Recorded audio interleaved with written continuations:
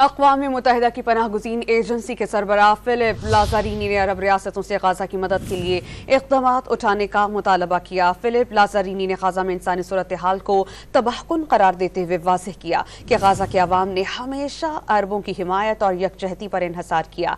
इससे कबल कि बहुत देर हो जाए, अरब रियासतों को फ़लस्तीनी अवाम की मदद करनी चाहिए।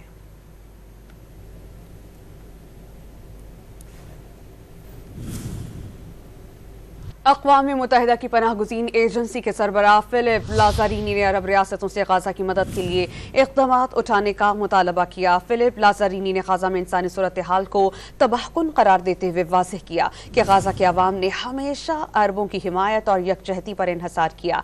इससे कबल कि बहुत देर हो जाए, अरब रियासतों को फ़लस्तीनी अवाम की मदद करनी चाहिए।